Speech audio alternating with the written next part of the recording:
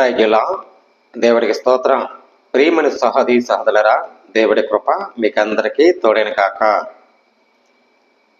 మరి మా యూట్యూబ్ చూస్తున్నందరూ కూడా పేరు పేరును కూడా వందనాలు తెలియజేస్తానండి. లైక్ చేయండి, షేర్ చేయండి, సబ్స్క్రైబ్ చేయబోతే సబ్స్క్రైబ్ చేయండి. దేవుడు ఆశీస్సులు మీకు ఉండాలని మనస్ఫూర్తిగా మనసారు కూడా వందనాలు తెలియజేస్తున్నాను. చిన్న ప్రార్థన చేసుకుని వాక్యంలోకి వెళ్తామండి. పరిశుద్ధమైన ప్రేమగల తండ్రి, కృపగల దేవా, నీ స్తోత్రాలు. అనేక బిడ్డలకు రక్షించండి, కాపుతల భద్రత పెంచు. ఎవరు ప్రభా మా ప్రార్థనలో ఎక్కువిస్తారు, మా వాక్యం ఎలా ఉంటున్నారు ప్రభా, కుటుంబంతో ఇచ్చలుగా చేసి సహాయం ఆశ్రయించి నడిపించే గొప్ప వరాలు వాళ్ళ కుటుంబంతో క్షేమంగా దర్శించమని మేలు చేయమడుతుంది తండ్రి. నాయన ఎలాంటి ప్రభు ఈరోజు పాపం లేక తీసివేసి నీ పరిశుద్ధ అమూల్యమైన స్థితితో బలపరిచి ప్రతి తల్లిదండ్రులు ఆరోగ్యం బలహీత ఉన్న ప్రభావ ప్రతి ఒక్కరికి సహాయం తెచ్చేసి నాయన స్టూడెంట్స్ బిడ్డలని చదువుకుల్లో మంచి మార్కులు సంపాదించి వాళ్ళ ప్రయాణాలతో తోడుగుండి కాపుదల భద్రత ఉంచమని యేసయ్య పరిశుద్ధాత్మ పెట్టమని వేడుకుంటున్నా బ్రహ్మ తండ్రి, ఆమేన్. ప్రైజులంటే అందరూ వందనాలు. మరి ఈరోజు అంశం ఏది పాపము అనే మాటకి, ఏది పాపము, మనం వ్యభిచారించకూడదు, పాపమే. వ్యభిచారించకూడదు అనే పాపంకి దావీదు ఒక స్త్రీని పిలిపించి పాపం చేశాడు. ఆ ఒక్కరోజు పాపమే గర్భవతి అయింది. మరి ఇక్కడ చూస్తే పాపము చేసిన తన తప్పు ఒప్పుకున్నాడా? ఒప్పుకోలేదు. ఒప్పుకుంటే బాగుండు. దావీదు దేవుడు పెద్ద హెచ్చుగా చేశాడు. దావీదు మహారాజుగా చేస్తే అంత గొప్పవాడేడు మహారాజు ఒక్క స్త్రీ వల్లే. ఆ స్త్రీ పేరు మీకు తెలుసు.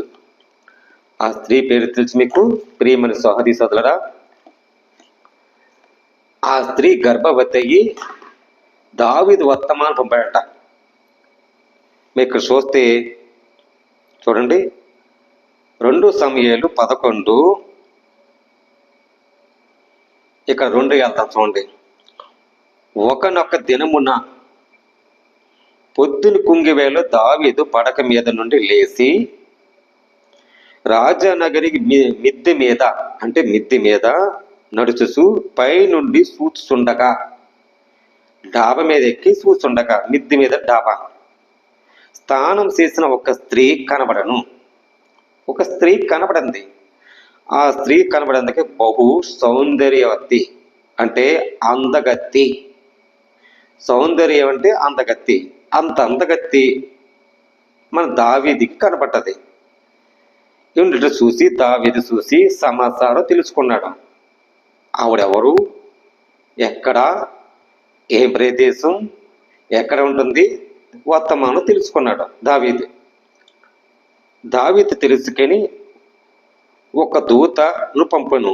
అతడు వచ్చి ఆమె ఏలియాకు కుమార్తె హిత్తీయులకు ఊరియా భార్య అయిన, అంటే ఏలియాకు కుమార్తెలు హిత్తీయులకు ఊరియాకు భార్య అయిన బత్సెబా అని తెలియజేయక, ఈ బత్సెబా అని తెలియజేయక దావీదు దూత చేత ఆమెని పిలిపించను. ఒక మనిషి పిలిపించి ఆమె ఎద్దకు రాక అతడు ఆమెతో క్షయించు అంటే పాపం చేశాడు. కలిగిన అపిత్రమ పోగొట్టుకును. అపిత్ర పోగొట్టుకున్నాడు దావీదు. కారణం, దేవుడు అంత రాజుగా చేస్తే ఒక్క స్త్రీ, అందగత్తి స్త్రీ పడిపోయాడు. ఈ బత్సెబా అని ఊరియా భార్య. ఈ రోజుల్లోనూ పవిత్రమైన బంధం నీ భార్య ఉంది, ఆమెతో ప్రేమించి నీకు అందము కాదు, సౌందర్యం కాదు, దేవుడి ఏర్పాటు చేసుకున్న బంధం. ఆ బంధమే పవిత్ర బంధం. అదే నీకు ముచ్చట, అదే సంతోషం. ఆత్మీయులుగా దేవుడిచ్చి ఓరాలనుకోవాలి. అలా అనుకుని అవి ఉండాలి, పవిత్రమే ఉండాలి, అపిత్రమ చేయకూడదు. మరి దేవుడు అపిత్రమ పోగొట్టున్నాడట. ఎందుకంటే దావీదు అపిత్ర పోగొట్టున్నాడు. దేవుడిచ్చింది వేరు, ఒక స్త్రీ వల్ల అపిత్ర పోగొట్టున్నాడు. ఆమె తన ఇంటికి మరలా వచ్చినట. ఆ స్త్రీ గర్భవతి అయి, నేను గర్భవతి అనేది దావీదు వర్తమాన పంపక నువ్వు పిలిపించావు. నే పాపం చేయమని చేసేసాను, ఇప్పుడు నేను గర్భవతి, ఏం చేయాలి, రేపొద్దు నా భర్త వస్తాడు, ఏం చెప్పాలి అని భార్య అడుగుతుంది. ఏ భార్య అడుగుతుంది. ఎందుకంటే మా భర్త అనుమానం కదా. మరి ఊరియా భార్య బస్తెప్ప అడుగుతుంది, రాజు నిలదీస్తుంది దావీదు రాజుని. వర్తమాన పంపక దావీదు ఇద్దరు ఊరియాకు నా ఎద్దకు పంపమని దూత ద్వారా యెబాబుకు ఆజ్ఞ ఇచ్చాట. యెబాబుకి, బాబు ఏం చేస్తున్నావు అని. యెబాబు తెలివైన వాడే, రాజు దగ్గర నలుగున్నవాడు, రాజు దగ్గర వర్తమానం తెలుసుకున్నవాడు, రాజు దగ్గర అన్ని విషయాలు తెలుసుకున్నవాడు యెబాబు. ఈ యెబాబు చాలా తెలివైనడు. ఎలాగైందంటే యెబాబు ఆజ్ఞ ఇచ్చిన ఊరియా దావీదుతో రాగా దావీదు యెబాబు యోగక్షేమంగా జనులకు ఏగోక్షేమంగా యుద్ధ సమాచారం అడిగాను యుద్ధ సమము అడిగాను. తర్వాత దావీదు ఇంటికి పోయి శ్రమ తీర్చుకుందామని ఊరియా సెలవీయక ఉన్నాడు, శ్రమ తీర్చుకోవాలని. ఈ శ్రమ ఎక్కువైపోయింది. దావీదు చేసింది పాపం వల్ల శ్రమ ఎక్కువైపోయింది. అప్పుడు యెబాబు ఉన్నాడు, పిలిపించాడు. గర్భవతి అయింది ఊరియా భార్య బసెప్ప. ఏం చేయాలి రాకంటే బద్దు అడుగుతాడు. మరి ఊరియా ఇతని దగ్గర ప్రాణ స్నేహితుడు, ఉన్నవాడు, నలుగున్నవాడు, వెరుగున్నవాడు, చూస్తున్నవాడు, అన్ని విషయాలు తెలుసుకున్నవాడు. మరి తెలుసుకున్నవాడు, అన్ని విషయాలు తెలుసుకున్నవాడు. మరి ఇక్కడ ఊరియా రాజా నగరంలోను బయలుదేరను. రాజానగరంలో బయలుదేరాడు యుద్ధానికి. రాజానగరం అక్కడ వెళ్ళి బయలుదేరి అతని వెనకాల రాజు పలహారములకు అతని ఎద్దకు పంపను. ఊరియా తన ఇంటికి వెళ్ళాక ఏలియవాడ సేవకుడా నా నగరి ద్వారాగా పంచుకొనను అనను. ఇంటికి పోయలేదు. దావీదు మాట విన్నప్పుడు దావీదు ఊరియాని పిలిపించి, నీవు ప్రయాణం చేసేది వచ్చింది కదా, ఇంటికి వెళ్ళపోగా అనగాక ఊరియా మందసం చేశాను. మంద చేసి వారు యూదుల వారి గుడారములోకి నివసిస్తున్నారు. నా అధిపతి యానా. అక్కడ యాన కూడా ఉన్న ఏలినవాడా నీ సేవకుడు దండుతో భోజనాలకు స్నానం చేయడం నీ భార్య ఎద్దకు పడుచుండ ఇంటికి తోడుకుని పోయి ఉండడం. ఇలాగా జరిగిన విషయాలు. వీళ్ళు సేవకుళ్ళు యుద్ధాలు చేస్తానికి వీళ్ళు రాజనగరం వెళ్ళి అక్కడ కొన్ని యుద్ధాలు పోరాడు, గెలిచాడు, చేశాడు, వచ్చాడు. ఊరియా భార్య గర్భవతి. ఏం చేయాలి? ఒప్పుకున్నాడా? ఒప్పుకోలా. దేవుడు ఎంతో హెచ్చరిక చేశాడు. పాపం ఒప్పుకొని నాకు క్షమించి ప్రభువా, పశ్చాత్తాపడితే పోను. అప్పుడైనా దేవుడు క్షమించాడు. మళ్ళీ చెప్పుకున్నాడా? లేదు. కానీ ఈ రోజులు కూడా ఇలాగే జరుగుతున్నాయి. అలాగ జరగకూడదని ఈ బైబిల్ ఏం చెప్తుంది? దావీదు చేస్తే ఒకే ఒక్క పొరపాటు, ఈ బస్తీ పాప పొరపాటు. గర్భం చేశాడు. చంపేయండి అన్ని. ఎవరిని? ఊరియాని. యుద్ధానికి వెళ్ళాడు, రాజానగరం వెళ్ళాడు కదా, చంపేయండి. మరి అక్కడ ఏమన్నాడు? ఏ బాబు నువ్వు ప్రయత్నం చెయ్యి, నా ప్రయత్నం చేస్తాను. అప్పుడు యెబాబు ఏం చేశాడు? రాజు దగ్గర బంటువులు, అక్కడ ఎంతమంది సైనికులు ఉన్నారు? 365 సైనికులు. 360 సైనికులను సగం మంది పంపాడు, సగం మంది అటామ్ చేసేసాడు యెబాబు. ఇక్కడ చేసింది ప్రియమిత్రులారా, సమస్యకి పరిష్కారం ఇచ్చేది మరి పరాస్త్రీతోనూ చాలా జాగ్రత్తగా ఉండాలి. పరాస్త్రీ ఈ బైబిల్ ఏం చెప్తుందంటే, పరాస్త్రీ చాలా జాగ్రత్తగా నిష్కమటమైన మాటలతో చాలా జాగ్రత్తగా పవిత్రమైగా నీ హృదయము ఉండాలని ఉంది. దావీదు చేసింది ఒక పొరపాటు వల్ల ఇలా జరిగింది. ప్రియమని సోదరులారా, మరి అదే 2 సమయాలు 13కి వెళ్తామండి. 2 సమయాలు 13. స్త్రీలకి బలవంతంగా అనుభవించుటకు, స్త్రీలు కూడా బలవంతంగా అనుభవిస్తుటకు అదో మాట చూద్దామండి. మరి 13, 14 వెళ్తాం చూడండి. నీవు ఇజ్రాయేలుకు దుర్మార్గుడు అయితే నీవు ఇందుకు రాజుతో మాట్లాడుతున్నావు? అతను నన్నుకు నీకు ఇయ్యకపోడు.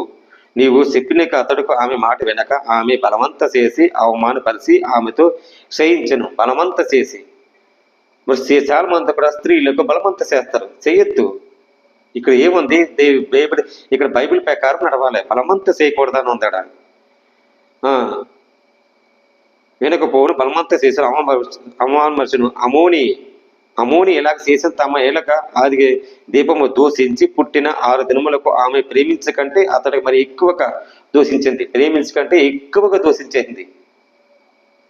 దూషించమంటే క్షమించటమా కాదు, శపించటం. మరి ఇక్కడ ఉందండి, దూషించింది పొమ్మని అతను చెప్పక ఆమె బయటికి తోసివేసి నువ్వు ఎప్పుడు కీడు కంటే మరి ఎక్కువ కీడుకు చేయకోమని ఆమె చెప్పింది. కీడు కంటే ఎక్కువ కీడు చేయకు, బలమంతా చేయొద్దు. ఈ రోజుల్లోనూ ఇష్టంతోనూ నడవాలి. అమ్మును ఇంటికి తను పోయి అతనికి పడుకున్నప్పుడు బలమంతా చేశారట.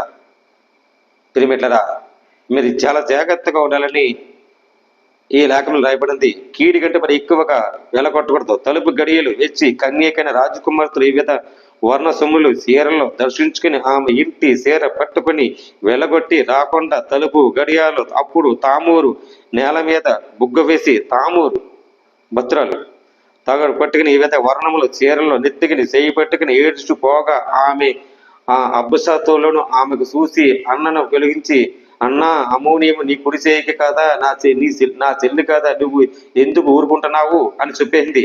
నువ్వు నా అన్నయ్య కదా, ముందుకు వచ్చి చింతించబడుతున్నావు. కావున తామూరు చేరపట్టుకుని తమ అన్నకు అబ్బాసతో ఇంటికి ఉండెను. ఏమిట్లరా, మరి ఇక్కడ ఏం జరిగిందంటే దాని ప్రకారము వెనక ముందుకు మనం ఆలోచించాలి. ఆ స్త్రీ ఏమవుతుందో ఎలగొట్టుందో మనం ఉండాలి. మొత్తం దోసిపెట్టి బంగారు వజ్రాలు మొత్తం అన్ని అని శపించేసింది. చాలా జాగ్రత్తగా దేవుడు నమ్ముకునే శ్వాసలారా, దేవుడు నమ్ముకునే బిడ్డలారా, స్త్రీలను బలవంతంగా చేయొద్దు, ఆవిడ దోపుడు సొమ్ము చేయొద్దు అని వాక్యంలో రాయబడింది. మరి అబసతోనూ ఆమె చూసింది అమోనీయముకు కుడికాలను కదా. చాలా జాగ్రత్తగా ఉండాలని ఈ వాక్యంలో రాయబడింది. దేవుని ప్రజలకు మధ్య ఈ వేదన తేకూడదు. దేవుడి మధ్యగా ఈ వేదన రాకుండా చాలా జాగ్రత్తగా పాపము లేఖను జాగ్రత్తగా ఈ లేఖను రాయబడింది. ఏది పాపం అండి? వ్యభిచారించకూడదు, స్త్రీలను బలమంత పెట్టకూడదు, దేవుని ప్రజలకు మధ్య ఉండాలి తప్పని ఈ వేదన తేకూడదని ఈ వాక్యం రాయబడింది. ఈ సత్యాన్ని తెలుసుకోవాలని ప్రభు పేరట మీరందరికీ పేరున వందనాలు తెలియజేస్తున్నాను. దేవుడి మాటలు దీవించి ఆశ్రయించిన గాక. ఆమేన్. ప్రార్థన అండి. పరిశుద్ధమైన ప్రేమ గల తండ్రి, కృపగల దేవానికి స్తోత్రాలు. నేను ఇచ్చిన ప్రేమైన వాక్యం బట్టి ఆనాడు ప్రభా, అయ్యా ఊరియ భార్యతో బెసపతో ప్రభా దావీదు పాపం చేసింది నిజమే ప్రభా. ఒక్కరోజు ప్రభన గర్భవతి చేసి ప్రభా ఏం చేయాలి ప్రభా తెలియక నువ్వెంతో హెచ్చుగా చేస్తే ప్రభా, నాయన ఒక్కసారి ప్రభా పశ్చాత్తాపడలేదు దావీదు ప్రభా, పడితే బాగున్ను నాయన. అది లేకని ప్రభాన అయ్యా కుప్ప కూలిపోయి ప్రభన్న అయ్యా, మరి నాయన ఎన్ని సంవత్సరాల ప్రభావం ఉంటుగా నేను వీళ్ళు పడేతండి. ఈ లోకంలో చాలా మంది ప్రభా పాపం లోతంలో ఉండిపోయి నాయన ఉండిపోతాడు తండ్రి. నీలో ఉండాలని, నీలో నివసించాలని ఆసక్తి లేదు ప్రభా. ప్రతి ఒక్కరు దీవించి ఆశ్రయించే ప్రభా, నీలో నడిపించే జ్ఞానం, నీలో నడిపించే ఆసక్తి కలగాలని సహాయం అందించమని క్రీస్తు యేసు పరిశుద్ధాత్మ పెట్టమని నేర్చుకుంటున్నా పరమ తండ్రి. ఆమేన్. ప్రజలండి అందరికి వందనాలు. దేవుడు మీ కుటుంబాన్ని దీవించి ఆశ్రయించను గాక.